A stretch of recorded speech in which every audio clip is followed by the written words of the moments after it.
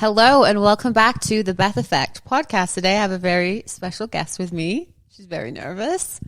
It's my sister, Rebecca Burgess. I just can't take you seriously. This is so legit. Of course it is. Welcome to the podcast. Thank you. So Rebecca, who we call Becky, is the owner and founder of the incredible brand Good for the Swoll, which how would you describe it's a health and fitness company specific to postpartum women? Yeah, like postnatal fitness, really a lot of like motherhood. And lifestyle. Yeah, all the kids stuff. But yeah, primarily postnatal fitness. Okay, I also want to talk, we're going to walk through everything about how you started the brand, where it is today, kind of through some of the history, because I mean, you navigated some early days, monetized your platform really well, made key decisions whether you meant to or not, like for your company. And now it's a well-recognized brand. I've had people at my company that I'm at being like, I didn't know that. Yeah, I didn't know that Becky was your sister. Like I followed her when I got pregnant and then post, and I'm like, oh yeah. Yeah.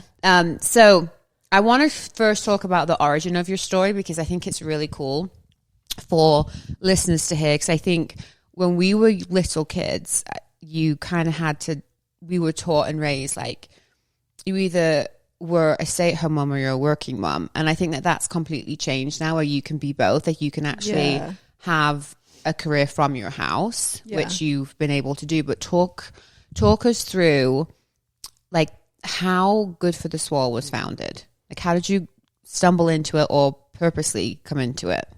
Yeah, I mean, I would say it all just like, I was not even thinking for 1 second about anything. And this was like back in the day when Instagram was just like, you had your Instagram for you and like nobody had like duplicate Instagrams. Yeah. Do you know like the BBG, like Bikini Body Guide, Kayla? Yes. Whatever. Yeah. So she had like her guide and that started to get popular and people. On PDF. Yes. Like you bought it and you had to download and print out the PDF. That's how it started. And so that was like, I feel like the beginning of kind of people creating PDF workout guides. Anyway, so because of that, girls that were doing it like really intensely would create like a fitness account and just kind of share like whatever. And at least that's what I was seeing. And so I was working, I was already working as a health coach. I'd graduated public health and nutrition was my degree. So I was working like in the field, personal trainer, I was teaching spin classes, like all the things. Oh gosh, I remember your spin classes. I remember when you came with dying me. in those. And I was like pregnant, like just like everyone crank up the intensity while I'm like sneaking mine down. I remember that. Oh my gosh, good times. Yeah, so I was like totally in like the fitness thing just myself and loved that kind of focus and area. But anyway, so I started seeing these girls do accounts. And so I just kind of like made one, not even thinking for 2 seconds about literally anything. I probably wouldn't have done the name Good for the Swoll if I was like, this is going to be my brand for a day. Like I would have maybe done something different. But yeah, and so I just kind of started sharing, because I was working as a coach. I was coaching a lot of women were primarily what I focus on. And I like loved it. Like I just think women's bodies are so interesting because they're just so dynamic and so different. They go through so much. Yes, like all the hormones and everything. So I just started sharing. Oh, and I got pregnant with Piper kind of during that phase. And so then I just kind of started sharing my workouts that I was doing, like nutrition, just all that kind of thing. And it just like kind of spiraled from there. Like it just kind of kept growing. And I think because, especially back then, like there was no information. I mean, you probably know because you had you had Lydia before me, obviously. So like you probably, I mean, did you know anything? I did not know anything. And in fact, I damaged my core significantly because I didn't know. Yeah. And I feel like I, had some detrimental recoveries because I didn't really know. You didn't know what my body was going through or how to even work out correctly while pregnant and to recover correctly, particularly from, a vaginal delivery or a C-section. Yeah. Like they're different recoveries, and it's like not your fault, but your doctor's like, okay, like just kind of do what you were doing before, or like if you weren't active before, don't start now.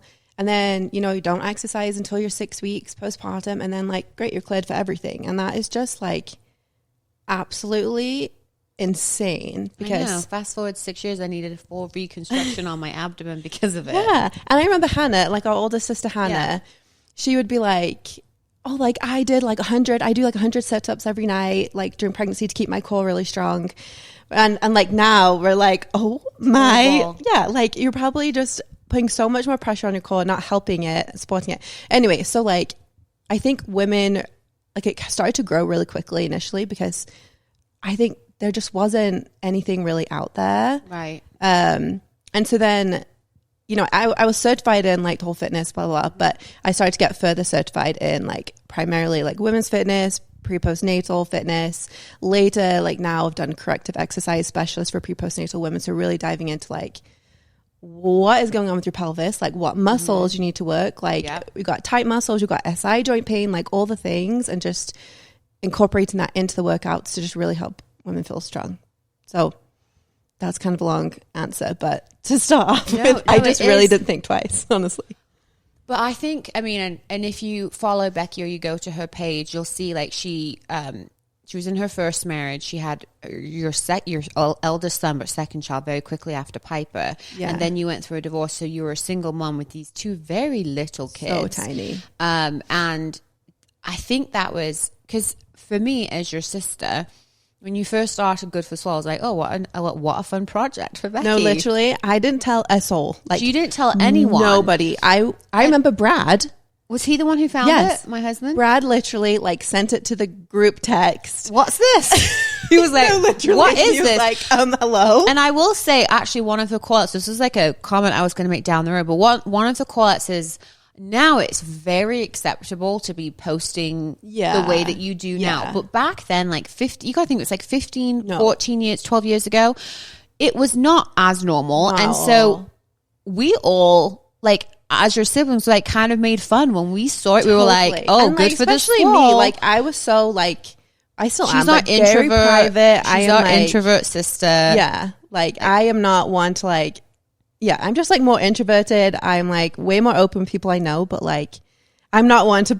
No, we were like, excuse me. I remember being like, excuse me, it's Sunday dinner. What is this? No, like literally, it was the most shocking from us. And so then we would kind of like tease her purely because it was just so different from her personality. And I was thinking back when I was like typing up the notes, this podcast, I thought it probably could have been back in the day before you even knew how big it could be. It would have been really easy when people are like, what are you doing?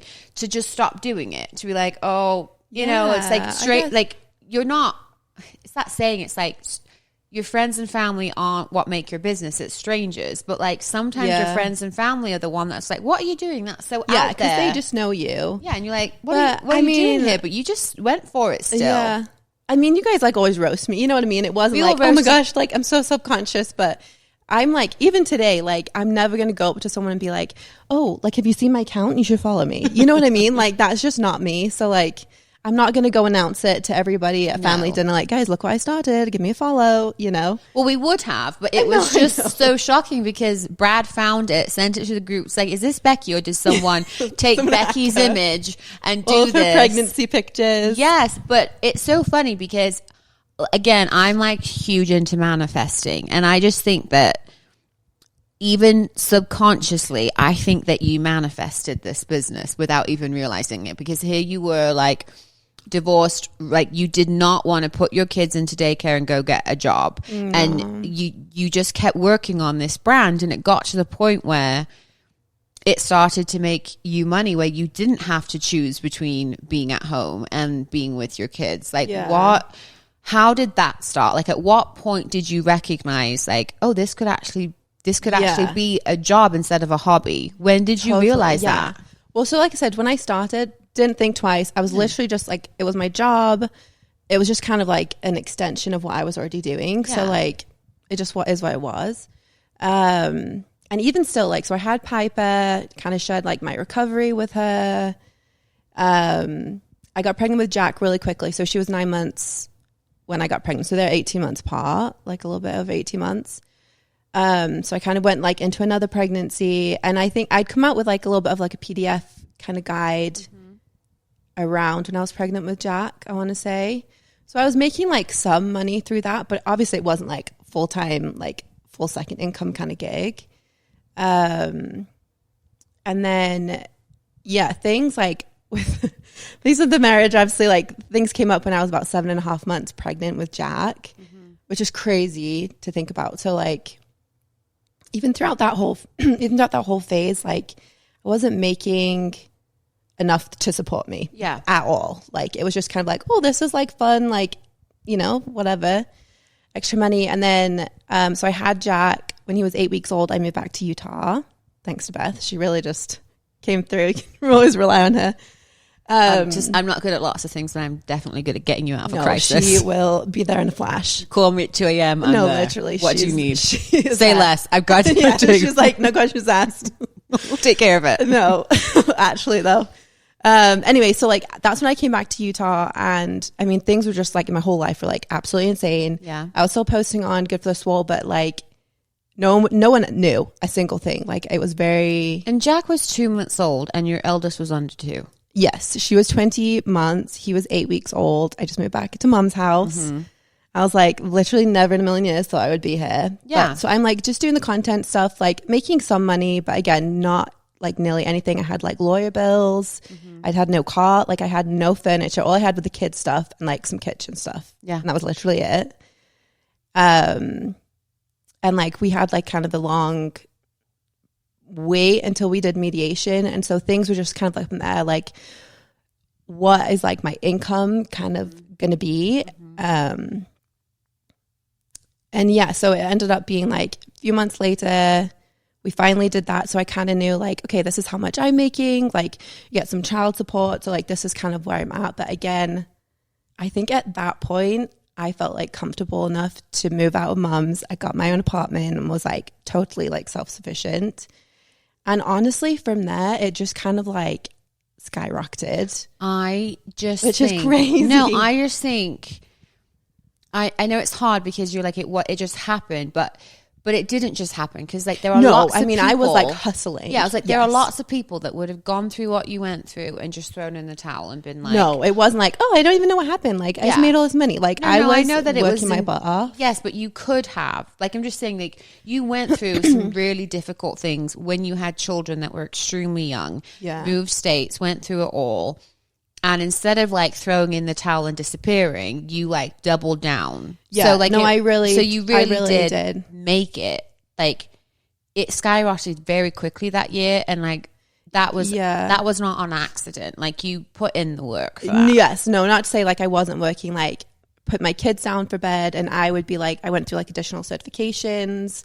Like I really wanted to make sure I was like super, super qualified specifically in this niche. Yeah. Because that's what I was passionate about. And I really felt like there was a lack of that on social media or just even out there, right? Yeah. Like, so I was always posting in my blog stuff, like doing those additional certifications. You know what? At the mediation, after we did the whole thing, which was just like the absolute worst day ever, but we like wrap up, everyone was kind of gone. I was talking to my lawyer for a while. And then I walk out to the elevator and the mediator lady, she had also gone through a divorce previously. And she had, I don't know if she'd like seen me or came out or she was just already out, but she met me at the elevator and she like grabbed my hands. I didn't know this. Yeah. And she looks at me and she was like, you hustle. And she was like, you make this work, hustle. And she's like, you got this. And I think like, I don't think it was that like lit the fire because I already like, hey, I'm going to do this. These are my kids. Like I'm just going to figure it out. Like no matter what, like I'm going to figure this out. But I think it was just having somebody like a total stranger just like look me dead in the eye and be like, you can do this. Yeah. And it was like, okay. And it was like the worst day, but like just having that like little boost, it was like, I have this. Like I can do this. And it's only up from here. Yeah. Yeah, I mean, there was no down, but yeah. And it really was only up from that. And like, yes, I worked so hard and was like very, very consistent. And like I said, was trying to do all those additional things, but it was honestly from there. And I was able to get into my own place. And like, honestly, like I never had to worry about finances at that point. Yeah. Like I felt very stable in like being able to like totally support the kids. I was getting child support, but like I was sufficient, you know, by myself and like providing for them and being able to save. And then when I met Sam, like we're able to buy this house because of like my money that I had saved, you know, like we've always been like very frugal, like with your money. Like you're not like a, I'm not like a designer kind of gal. Like you're not like a, as you have gotten, I mean, your following is, how many followers do you have now? I want to say it's like 190,000, something like that. Like around so, it's there. like significant. It's a significant amount of followers. But like, if someone were to meet you, like they wouldn't, like you don't come across as like, I'm an influencer, don't talk to me. You know what I mean? So like you've stayed like very humble through it, and you've also, I think that's also in my opinion, from just like the followers that the influencers that I have followed and then unfollowed in life. It's like when they start being inauthentic, that it's like totally. it just rubs people the wrong way. But you just don't relate to them as much. Yeah, like your brand and like your presence has like consistently stayed the same. Like even though your business has taken off, which is super great. So great, obviously. Let me ask you, like I have like some questions here.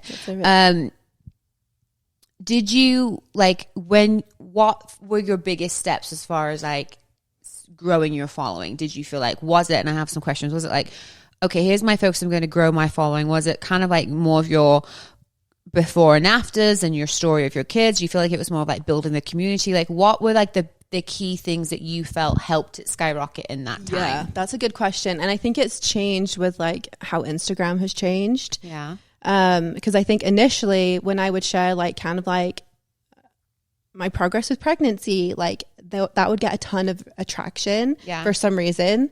And then like same thing, like going back, like postpartum, my progress with postpartum, it would get like a ton of traction. Yeah. But then like now I wouldn't say that would really, I feel like a little weird doing that now because like I think I know a little bit more about social media and like the comparison part of it. And I never want to be like, this is where you should be, especially because like I'm so pregnant postpartum focused, and that's like why women are following me. Mm-hmm. And so I never want it to feel like this is where you should be at this point. You know, this is where like, you know, your body should be, this is what it should look like, da da da da da. Like, you know, my body's doing its own thing, and it's so different with all my pregnancies. Yeah. And that's just, anyway, so like I don't really do that as much anymore, but I think, like I said, Instagram has just changed with like what gets attraction. Now it's like those short kind of catchy things. But I think primarily it was like mainly workouts, you know, because that's what people were interested in and just didn't know like, what should I do? You know? And where to even begin. Yeah. Like where do I begin? How am I supposed to breathe? You know, what's should I not do? You know? One of your, I do my research before I podcast. You're welcome. Can't wait to hear it. One of your most popular videos is like recovery for C-section, like how to do that. Recently that one was popular. Yeah, that one got a really popular, like a lot. Like I think it was like over 1 million views on that. Yeah, and which you've actually not had a C-section, but because you certified and you're like, here's something.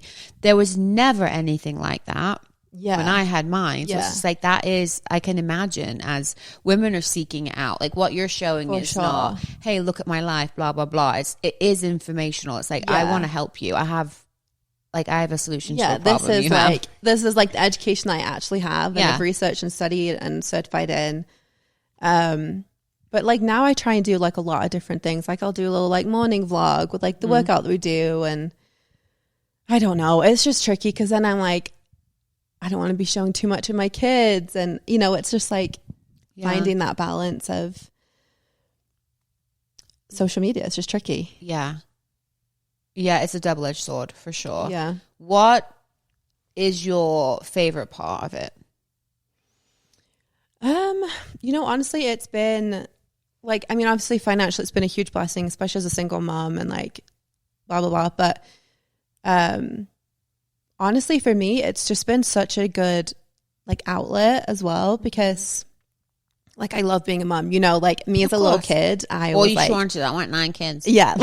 Literally. Sound like that. What do you want to be when you're older? I don't just want a mom. I just want to have 9 like, kids. I don't know why it was 9, but it was like, I want 9 kids. And it was like, and I'm older, the sibling right above you. And I'd be like, and I want none. Yeah, sign me up for none. No, I don't. It was just like as a little kid, like all I wanted to do was play with babies. I would go like, and I was like shy kid. Like I would go up to people and ask to hold their babies, like at church. Yeah, and like, which was so out of character for me. But that's like all I wanted my whole entire life. So like this is literally like a dream come true for me is having a big family.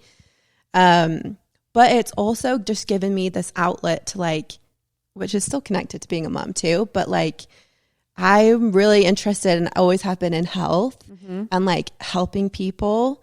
And so to be able to just combine all of that and then have this kind of like creative outlet and something that's like for me that I enjoy and is like a passion for me. Mm-hmm. Yeah. I feel like that's been really fulfilling. And then just like, honestly, like I've gone through my own motherhood and having kids for the first time and doing all this stuff the first time as well while having social media. So like the amount of times that I've asked questions and been like, what should I do for this or like this, you know, and I always get like great feedback and I've used it. And then now like I share that with women having their first babies like too. Building that community of mums. Yeah. But it's been like for me as well, you know, support for me right back. Yeah, I get that. So you now have 5 children. Somehow you blinked and have 5 kids. Yeah, actually. And you're also running a business, but your husband, which is great because some influencers' husbands quit their job and just support. Your husband actually has a job where he travels, sometimes internationally. So he has his own career that you're like supporting, and you have 5 kids, and I hope you don't mind me showing, but like you don't have a nanny, you don't have cleaners. Like you, I do have a cleaner. Thank you so much. Oh my goodness! Okay, finally. For a while, I was like, "Can you?" No, I know. What? And so that was my question. Is like you have a lot going on. Yeah. How? Number one is like, how do you time manage? And like, can you share advice to other women maybe in a similar boat of like, at what point were you like, okay, I need to delegate? Because it's a lot. It is a lot. And I feel like, especially like kids 4 and 5, like Georgie was just really hard. Like he was a hard baby, never slept. I was like so exhausted. Mm-hmm. He still is really hard in a different way. But like, and 5 is just, there's just a lot of kids and the older kids are in their activities and stuff. So it's just kind of hard in other ways because like we were in the car, you know, after school, we are driving to all those activities, like baseball, gymnastics, basketball, like all the things. And so I just don't feel like I have as much like downtime that I kind of used to have when the kids were just little. You know, like when you had like the 2 naps a day and you'd be like, great, like this is my work time. So like I was always so diligent with like, I had a to-do list ready to go like the night before of like what I'm going to do with nap time. And even like when the kids went down for bed, like what I needed to get done. And I would just like Sam knows not to call me during nap time because I am like busy. Like this is my time to like literally get everything done. And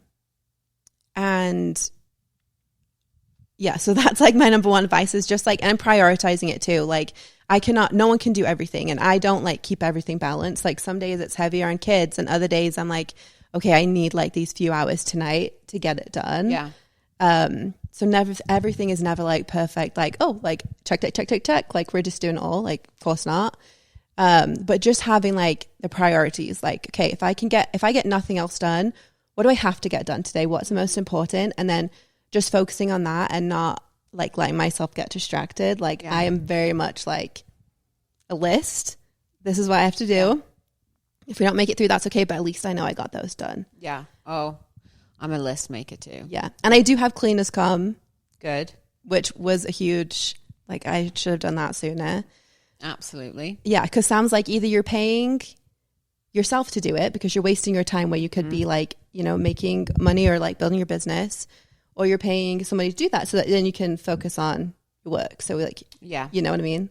And then I have a sitter come like once a week and she'll come for like a couple hours. Whether it's like appointments or errands I need to run, or if I'm like, I need to film a bunch of like content and just like crank that all out in bulk. So that's been really helpful too. And honestly, Sam is like, just like the best support. And he's the one that's pushing me to be like, Becky, like, you know, do we need to hire somebody out for you? Like, do you need to like, do you need to get like a sitter coming in more? Like, how can I help you? What do you need? You know, like you don't have to do everything. I know, it is so funny because if if it was a business like outside of the home, like if you were going, like, let's just say you were going to an office and running good for the Swoll, you would instantly be like, it's time to hire. I need to hire here. But there's just something about also, no, it's not. It's like, and I'm sure every woman listening to this can relate. Like, there's just something about women that like want to do it all, or feel like you can do it all, or feel guilty almost when you outsource things. So you then get to the point where you are run ragged, and then you're like, hold on.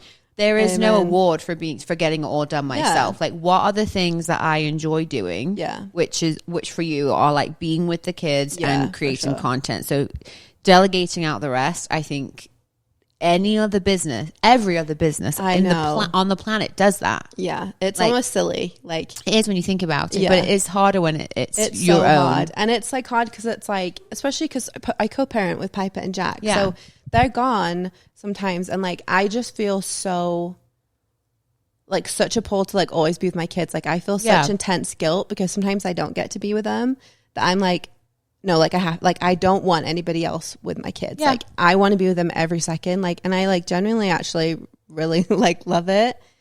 But then it's hard because it's like, no, but like people don't know about like the business, and it's like, it's just easier if I do it. And like, you know what I mean? It's always a balance. I'm not good at it. It's always a balance. But I remember when my kids were little and I would put them down, I would always say like, okay, like from the time, like from like 4 o'clock till 7 o'clock, I'm going to be with my kids, but then they go down to bed, and I would log back in and do all of my admin work on a night. Well, now my kids, I was like, you can't do that. Well, now I can't do that. My kids are up till 10 o'clock like, every night. And we're also like carpooling. And I have learned that I actually really enjoy carpool. I didn't think that I would, but like it is time with them to chat. And there was a stage like even last year where I was like always on calls in carpool. Like I'd say, hey, I have my kids with me, but then they were just driving around listening to me on calls. And I got to the point where I was like, no, I need to now prioritize and just be like, in the day when they're at school, you guys can call me as I had my days free now. Like so it was like it's just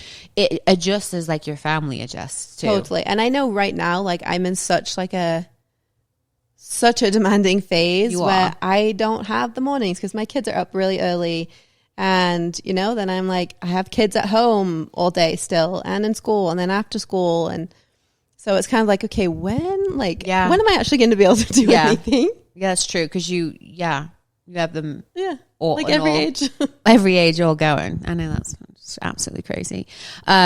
Okay, so that's great. I have two last questions. Sorry, I have no advice is what I'm saying. Is I need to be better at it. So not advice really, but I think it's, well, what you really say is like recognizing when to expand and recognizing when to delegate.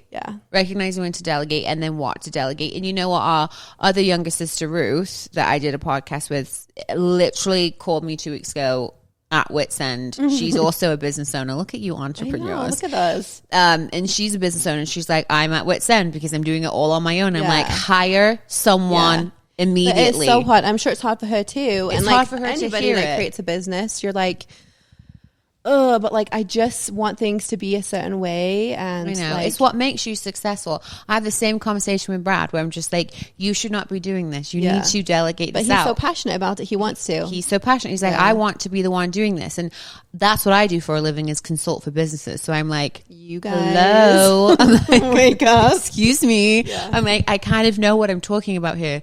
Delegate that out. So like you literally cannot afford not to, because you're basically doing the work of like a $15 an hour person and you are a CEO. So you can't afford to be doing this, but it is really hard when it's your own. It's so hard. And also I feel, sorry, I know you're wanting to move on to something else, but no time limit for me. I'm sorry.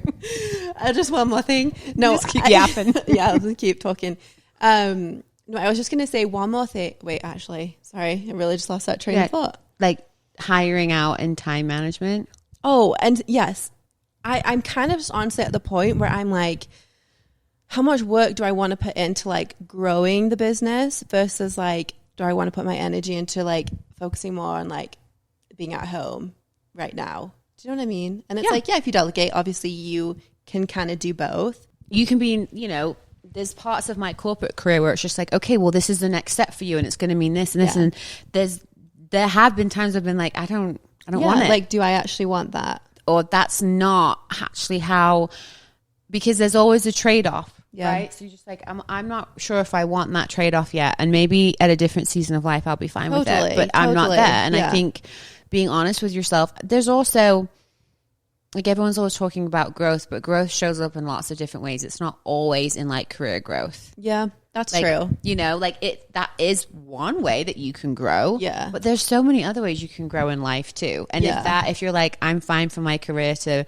be what it is right now and I want to grow in other ways and I'll come back to that at a different stage, it doesn't mean you're not growing. Yeah. It just means you're not growing in like one area. Yeah, of course. Like, obviously I'm growing in like lots of other ways and like busy and fulfilled in lots of other ways. I don't know. It's just kind of like where I'm at right now with just like, I love it. And it's not like I'm like, okay, done with that. Like, you know, throw that away. But I just don't feel like a crazy push to be like, I need to grow it. I need to expand. I need to like, you know, do X, Y, Z. And maybe it's just keeping it where it is and really like building that community. And maybe it's just because like that big passion idea hasn't come. And when it does, you'll be like, I'm ready to go. Yeah, totally. Yeah. So I don't think there's anything wrong with that. Yeah. At all. And also my brain capacity is at 0% all the time. But no, I just don't think that there's anything wrong with that. I think again, that's just being authentic because the forced content, I mean, you can see it. You can see it on people too and just like, they're like revving up and I love it. I mean, I love when people are like going out there and doing their own thing, but of course. There's also like an authenticity piece. You can tell when it's fake. Yeah, for sure. And I think that right now there's a huge separation, and that was like leads me to like my next question, that there is like a separation happening between the authentic and organic influencers and then those that are used to just having a bunch of followers and making a bunch of money from the different brands that they have, but it's losing traction because people are getting fatigued of it. They get sick of seeing the same kind of thing. Yeah. And so you can kind of see almost, I don't want to say desperation, but almost like, oh, there's another brand, or here's a, like, it's just like more of the kind of the same thing. Yeah. Instead of being like organically walk us through, if you're at this stage of life, just organically walk us through it. Because I think I think people are craving more authenticity online. Totally. And I think like I do empathize with like, especially big influencers that have been around for a while and they're used to kind of getting these big brand deals. They did really well. And then, you know, I think it's just like hard. Like people really, our attention span is like, you have so much to look at all the time and so saturated on Instagram that like people are just kind of like swipe. Yeah. And yeah, I know for me, like the people that I love following are like people that I connect with, like people who are just like, I mean, me, obviously I follow a lot of like moms or like people in like fitness health world, but like people who are just sharing what they're doing and like kind of just sharing their life and, you know, because it's just like, I connect with that. And so I'm like, you know, try to do more of that, whether it's like a vlog style with like how I'm fitting in the workout that day or like, you know, and like a nap time hustle, whatever it is, you know, because how many other women are doing that exact same thing every day?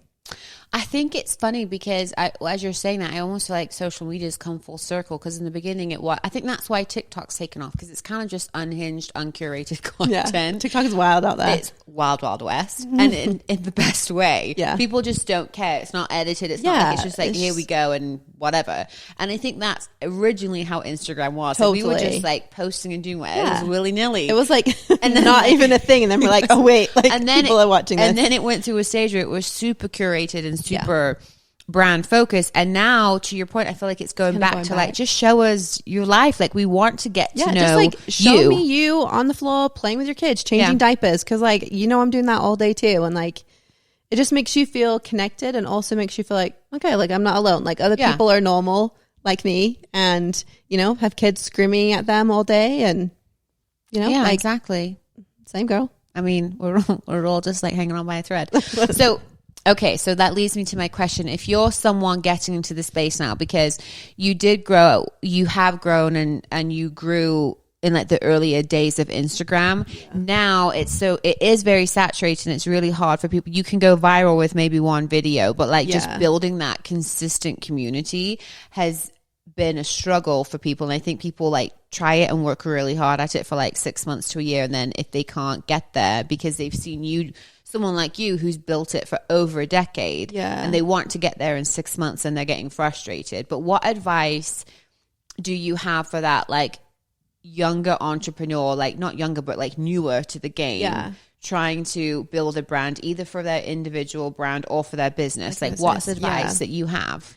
Well, I mean, and that's tricky because, like you said, I did start before it was like even really a thing. And like, I mean, I've been doing it for what, like 10 years now?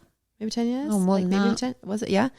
At least. Yeah, like around there, whatever, like a little bit over. And like, I have like, 190,000 followers, which is a lot, but also there are people that started like a year ago and have way more than me, you know, and that's fine. Like, I would say, like, it doesn't really matter about your followers at all. It's about kind of what you said, like the community that you build, like who is following you, why are they following you, like what are they connecting with. And I think if you can kind of tap into like engaging with your community and just seeing like what are you here for? Is it like education? Is it like you just need a laugh? Like, you know, is it like business? Like whatever it is that is like your niche, like what is resonating with them? And then, you know, do more of those things instead of being like, okay, I'm trying to do this trend because like this is trendy, or like someone took off with this, or I want to go viral with this. It's like, yeah, you could maybe end up going viral, but like that's not going to give you like a community. It may give you a few more followers or a few extra views, but like, and people aren't going to be around for that, you know. They might follow you and then they'll be like, wait, who is this person again? Like, why did I follow them? Unfollow, you know. I think it's just like creating content that like adds value and is like meaningful, and like the followers will come, and it doesn't even matter about the number. It matters about like your engagement with that, right? And like you engaging with them engaging with you, because that's like really. And then if you like want to work with brands, right, like that's what they're looking at. They're not looking at your follower count. They're looking at like how impactful are you? I think it's like, what value are you adding? I know that. I mean, that didn't really, I don't know if that even answered anything. It did. And it's so hard. Like, it's hard. Like, it's so saturated right now and tricky and ever changing. And sometimes like I have followers that are usually like, so, you know, like engaged. And sometimes I'll post something and it just like doesn't go anywhere. Nobody's even like viewing it. You know, it just kind of like goes up into space. And that's just like how Instagram is. And that's okay. And like, you know, actually at the end of the day, like, who cares? Who cares if it's like you're embarrassed? Who cares if like your family is roasting you for creating an Instagram? Like, who actually cares? Like, what is going on here, Becky? Like, we were just like, guys, don't worry, we don't know. Just but like, that's the thing, is like, you're fine. You kind of have to put yourself out there, and it's fine. Point, I think keeping it like to like the points that you made, keeping things in line with your brand, no matter what, and not just trying to post something because it's going to go viral. It's posting for impact and value, and for what you stand for. So eventually, if someone does come to your page for your video, they're going to see consistent content from you. And like, that is a lesson that I have learned the hard way, even in the last 6 months, where it's almost like getting niche and getting really clear about like what your brand is and who your avatar is. Because we all have like lots of different, like, you think about Good for the Swoll, like your brand is like pre and post natal. But I share like a lot of other things. Motherhood, because that's a huge part of it. But that aside, there's a lot more to you than that. But like, and I think that's sometimes what's hard, is that people want to show 7 different things. But really, like, we're coming here for this thing. And so we want this kind of brand from you consistently. For sure. And I think like, you know, share other things, like, you know, if it's important to you, or like, you know, if you want to share it because that's who you are and you are the brand, that's like, you know, what you're doing.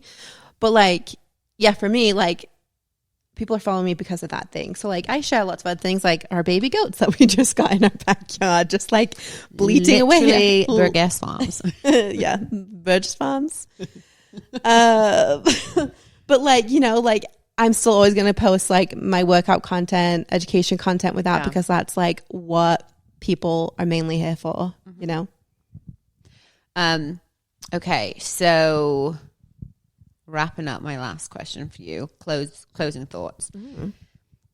if you could go back in time and do anything different, is there anything that you would change? Or like, what's one thing you would have do different if you could go back? With like growing the business? Yeah, obviously, like not your personal life. No, like, I know. No, I mean like specifically life, Becky. No, like just with Good for the Swoll. If you could go back and just do one thing different, or what was like one thing you could have changed, like what would that be now looking back? Sorry, Sam Burgess is calling me. Not now, Sam. We're in the middle of a potty. Don't you know? That's a tricky question. That's a hard one. I think like honestly, I've never been like business mindset towards it. Like literally even now, Sam's going to be like, Becky, like this is actually like you're running a business. Like, yeah. It's just shocking that you still don't. I mean, like the other day when I was like, do you have a tax person? And you were like, what? No, I do. I do have I pay taxes. Okay. No, obviously she pays her taxes. But I mean, like, have you thought about like business strategy with it? And you're like, what? Yeah, no. See, we have a tax person. He does my taxes and stuff, but it's not like a business IRS. Strategy. Leave her alone. guys. But yeah, like just in my head, I am still like, this is fun. And like, I'm just kind of doing this as a hobby.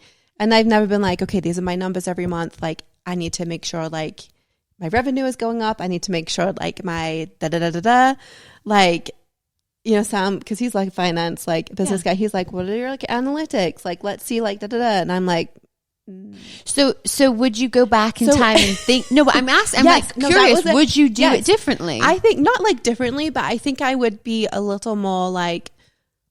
I mean, I would still be authentic, still share the same kind of stuff, obviously, because I just like don't think that I physically could not do that. Yeah. Like that's just not who I am. But like, I think I would be like, okay, this is my business, like, and I really want it to grow, so I am doing this and this and this and really like have a plan to like help it grow. And honestly, like I've worked really, really hard and like been very consistent, but also like it has organically grown, you know, without, you know, like having doing to do a lot of that kind of thing. But I think I'm always like, if I had like, I could, you know, I could have done all these different things and maybe branched off a little bit more with it and have it just set in a place now where I am like thick in the motherhood phase where like I wouldn't have to be doing so much of like the nitty gritty stuff. Like it could have also been on autopilot in some ways if you had like. Yeah. And it is to some degree now with like the app, like, you know, I got it custom built and have like my own developers and stuff like that. But I could have done that like a little bit earlier if I'd had that mindset, I think, and maybe been in like a different spot where like I could be a little bit more hands off with like the business side of it and just do like the fun stuff. It's interesting because like one could argue your success has come because you still view it as a hobby and still view it as a passion project. Like one could argue that. Yeah. But it's almost like, could you maybe have, because your passion has always been health, that's your background, but maybe could you have hired like a business manager to do all that thing, all those things to just say, hey, Becky, I actually just need you to post 5 different content, whatever you want this week, but like these do the best. These do the best. Yeah, for you, they're giving me that kind of feedback because like I'm just not doing that, and like honestly, mentally, I'm like just like I'm not there. Yeah, I'm not that gal. But like, I think it would really serve the business and help me reach more women and help more women if I had like, especially earlier on, and I still can now, but like had more of that business mindset to it to be like, I'm going to grow. I want to like reach more. I want to help more. I want to like do this. And this is how I can do it instead of being like, I'm just going to share. You know what? Mentally, it might actually free up some of your like, I think it would. Brain capacity too. If someone was just like, Becky, I'm just going to tell you, do this content and we'll run everything else. But you know, I love this aha moment for you right But then honestly, it goes back to like, you know, like, do I want to be doing all of that kind of stuff? Like, would I enjoy it as much if I was seeing it more as like, as a business and I'm doing this and this and this? Yeah. You know? I know it's hard. That's always a hard question to answer. I love to ask it.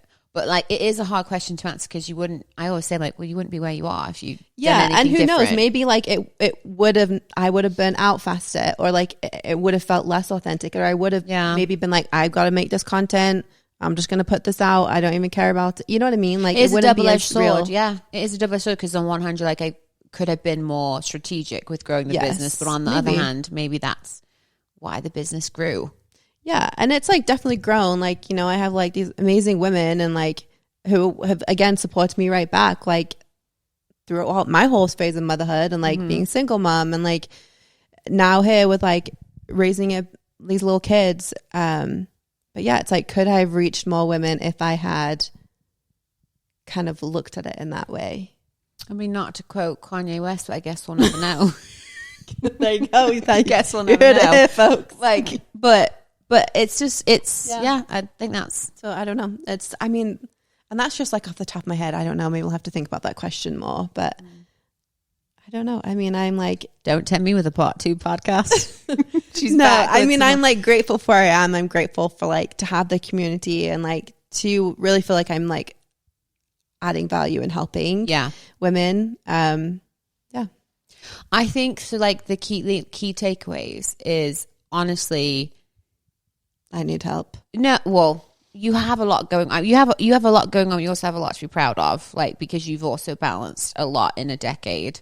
And I think that it's like one of those things where people are like, can you have it all? And I always say define all because all to everyone's different. You can have it all, but it means you have to say no to things. Yes, and you have to define what all means. And I think the key takeaway for you is like, as someone who's known you your whole life, is like your number one in life is twofold. So like from a personal standpoint was to have a lot of kids and be a mum. Yeah. Like not 9 kids anymore, but yeah. No, like, not 9, thank goodness. Not 9 kids anymore, but like to be a mum. Like that's what you always wanted. But a close second to that was to help people. Yeah. And I think that whether it was intentional or not, like you manifest a brand and a business that allowed you to do that at the same time. Yeah. So like to answer the question, you can have it all, but you also have to work hard and you have to be willing to give up stuff. And in your case, sometimes it was sleep, free time, sleep, sleep,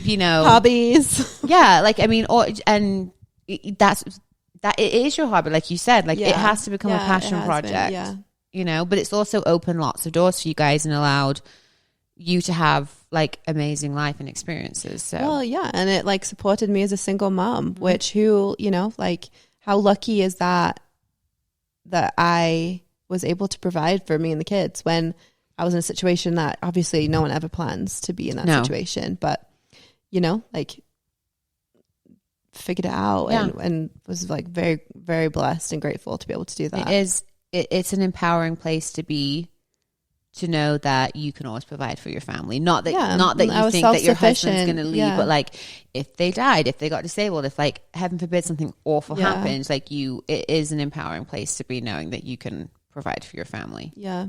Which is a lot to be proud of, really. Yeah. Amen, sister. So good for the Swoll. So thank you so much for your time. Becky, where can the listeners find you? Well, again, over at Good for the Swoll on Instagram. And then TikTok. And TikTok. I just kind of post my like Instagram stuff over there. But so it's kind of the same content. But if you have TikTok, follow me over there. And my app, if you're interested in pre-postnatal workouts and all that stuff, it's search me in the App Store, Good for the Swoll. Good for the Swoll. Okay, so it's Good for the Swoll, spelled SWOLE. Yeah. On Instagram, TikTok, and the App Store. You got it. Well, thank you guys so much for listening. Thanks for letting me come to your house. Who else is here, Beth? What? Oh, the listeners. I'm thanks. I thought you were saying that to me. No, I was like, thank you to the who listeners. Else are you talking to? Thank you to the listeners for following us along on this chinwag, really. This week's episode was sponsored by Diet Coke and Elevation Health, which is what keeps me going. Yeah. So a thank you to the Beth Effect sponsors. And thanks for listening to this episode. You can follow at the Beth Clifford on Instagram and TikTok for behind the scenes. And if you found this episode helpful, please share with someone that you feel like would benefit from it. And thanks so much, Becky. You got it. We'll be back next week with more of the with more of the Beth Effect. So until then and now, have a good summer. Thanks. Thanks.